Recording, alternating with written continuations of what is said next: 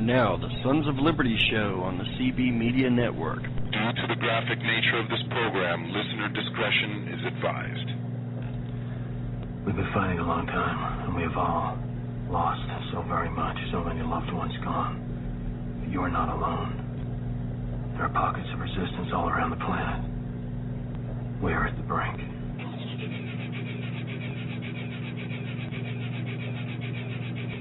Now we find ourselves facing a tyranny that has been infused with new blood, and it is rapidly becoming an engorged, hard tyranny. And yes, I know you better-minded listeners picked up on that not-so-subtle metaphor. I used it on purpose because a hard tyranny serves one purpose and one purpose only, to screw its subjects. No force, no attitude, no emotion, no nation, no person can hold any modicum of power, much less utter dominion over a sovereign individual, except through the sanction that is given by that individual.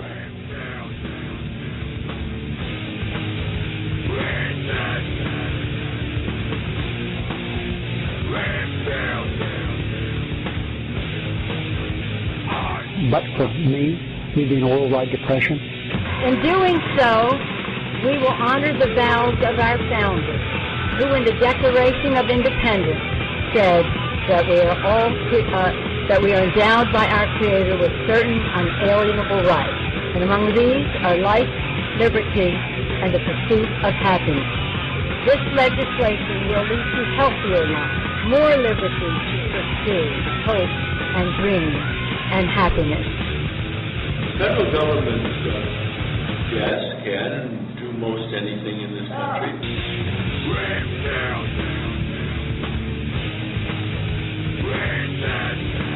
Just who the hell do you think you people are? There's your dichotomy, folks. Do you want to be treated like children, or do you want to be treated like adults with brains of your own who can make your own decisions? That's the bottom line between new progressivism, which is really old communism, or conservatism, which is what started this great nation. Which hand are you going to choose? If you're listening to this, you are the resistance.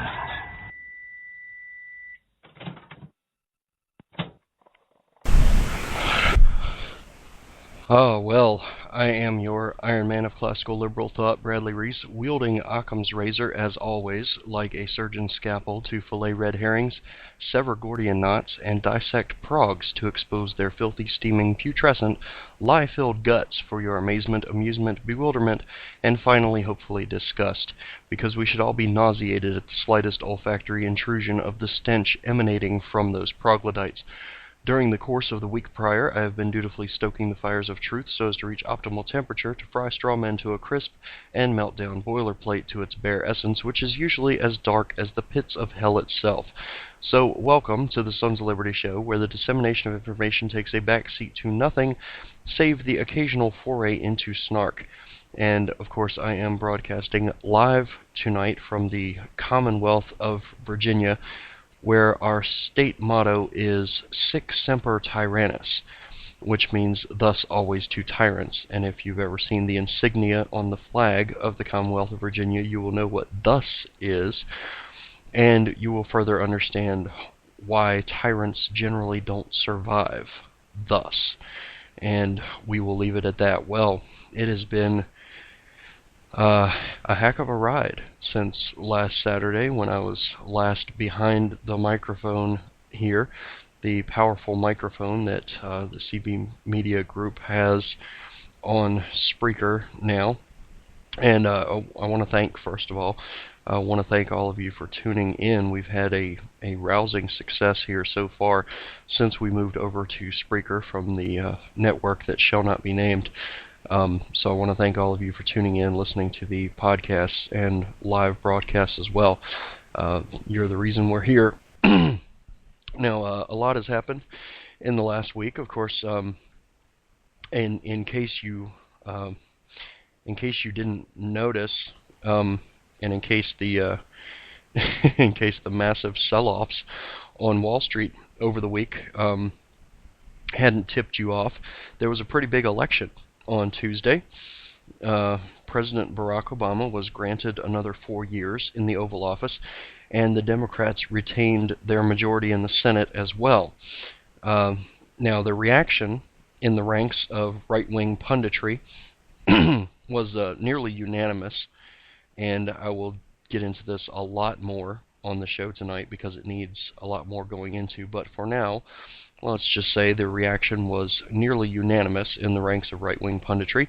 Shock giving way to dismay, and then running the gamut straight to finger-pointing. Mind you, the finger-pointing was a bit more diverse.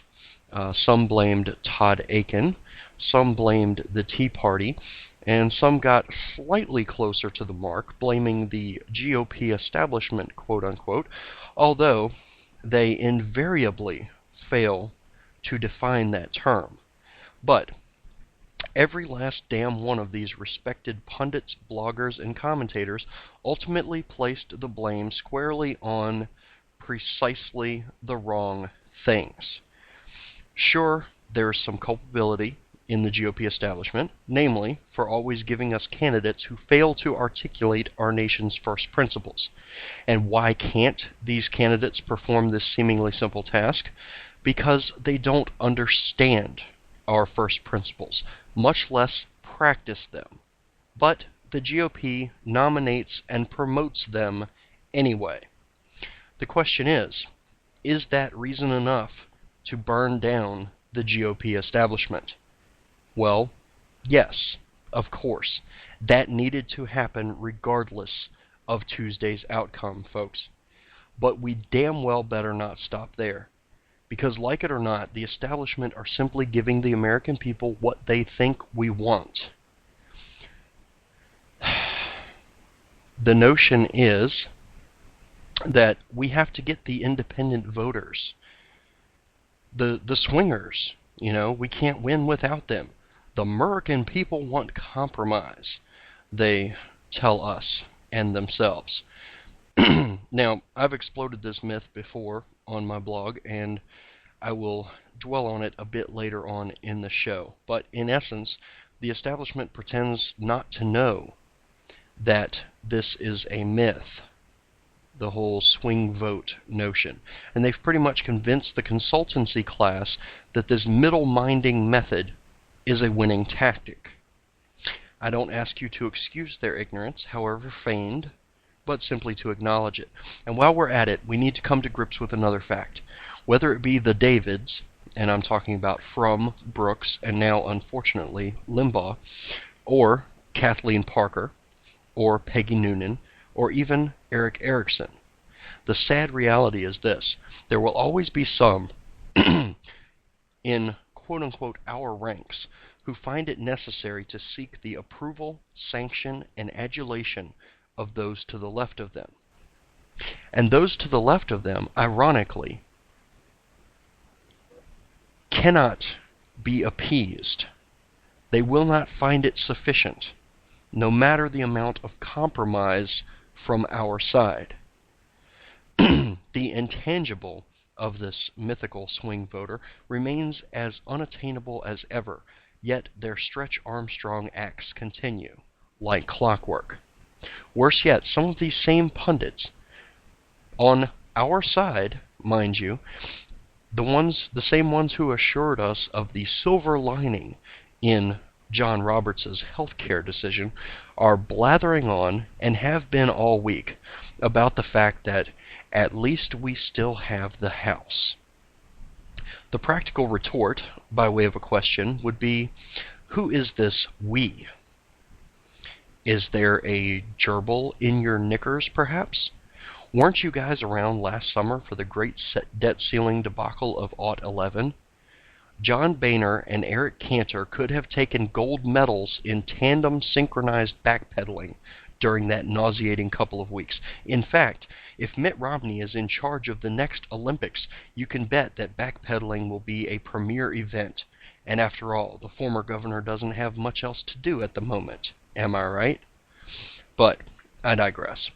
The point is, do these hacks honestly think that the House as Consolation Prize ruse will work with us? especially after we've studied the X-rays of Boehner and Cantor long enough to know that they have no spines? Why, yes, as a matter of fact, that's exactly what they expect us to believe. Why else would even Charles Krauthammer be spouting this Obama has no mandate and the House will hold him in check BS? So with all of that said, was this election a setback? That depends entirely on your perspective. Do you actually like having an opposition party that's slightly less bad than the other guys? If so, then you should be shocked and outraged and perhaps even depressed that your guy didn't get the requisite number of votes to place him behind the wheel of the gigantic federal machinery.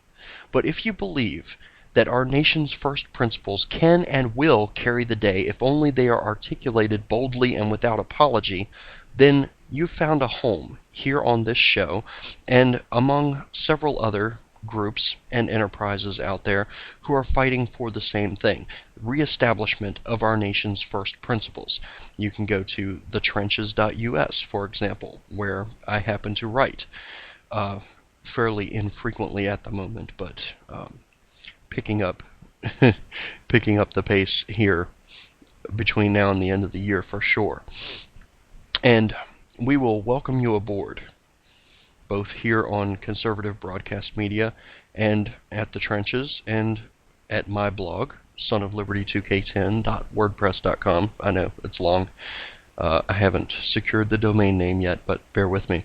We'll welcome you aboard to help us not only slow down the gigantic runaway federal machine, which, by the way, was built by donkey and elephant ingenuity, but to slam that federal machine into reverse and then begin the dismantling phase.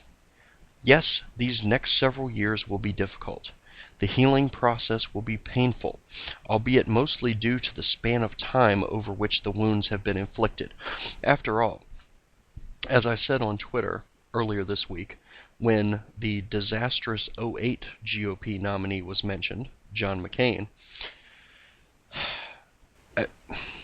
I'm still waiting for the GOP to learn their lesson from the other piece of crap nominees that they've given us over the years. The fact is this, kids. They've had 85 years to get it right. They even had a couple of examples during that time to show them how. And too bad they fought those two men tooth and nail. Here's a serious question. Can you name one, just one, first principles conservative/federalist the GOP has nominated for president in the last 85 years? Ponder that question, then ask yourself, in light of that revelation, wasn't Tuesday night entirely predictable? I believe it was. Now, in case you're wondering what exactly I was talking about there, 85 years? What do you mean, 85 years? The GOP has had 85 years to get it right. Didn't they give us Barry Goldwater as a presidential nominee? Didn't they give us Ronald Reagan as a presidential nominee? No. No, they did not. Ronald Reagan and Barry Goldwater before him had to fight the GOP establishment tooth and nail to secure the party's nomination for president. I ask you, at what point over the last 85 years has there been an actual GOP-approved, solid first principles conservative nominated for president of the United States? Think about it. We had